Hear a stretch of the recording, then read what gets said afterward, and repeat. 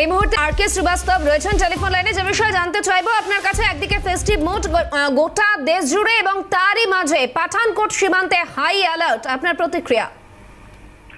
দেখুন, এটা যারা যারা আছে জঙ্গি যারা আছে পাকিস্তান থেকে, ওদের একটা প্যাটার্ন আছে।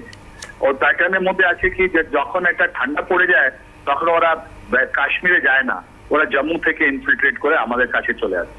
এই মুহূর্তে যদি আপনি পাঞ্জাবে যান বা জম্মুতে যান, আপনি দেখবেন যে ওখানে গহন কোহরা আছে, খুব জবরদস্ত। আপনি কিছু দেখতে পারবেন না, খুব গহন।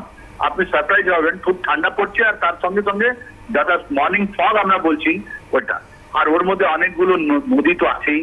আপনি তো বলে দিলেন, রাবি নদী বলে দিলেন, সতলজ বলে দিলেন, ঝেলাম বলে দিলেন, এটা তো বলছে না। তো এই নদীর যেটা যাচ্ছে ওখানে নেই।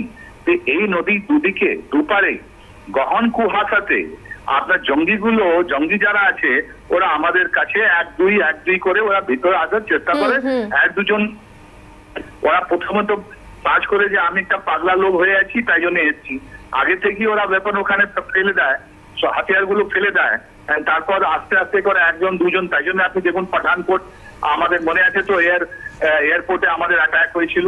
তো এই জায়গাতে তাই জন্য বিএসএফ আজকে যে স্টান্স নিয়েছে এই মৌসুমে, যখন ওদের কাছে খবর আছে, আপনারাও চালিয়েছেন, সবাই জানছে যে এখন পাঞ্জাবে ওদের একটা নতুন ওরা বেস করেছে। ওর মধ্যে ওরা জৈশে মোহাম্মদ বলছে, আমার মনে হয় ওরা লস্করে তয়বা, ওই লস্করে তয়বা যারা ট্রেন্ড গুলোর ছেলেগুলো আছে, জঙ্গি যারা আছে, ওরা কাশ্মীরে না গিয়ে একদম কর্নেল শ্রীবাস্তব, আপনি অত্যন্ত গুরুত্বপূর্ণ পয়েন্ট তুলে ধরলেন।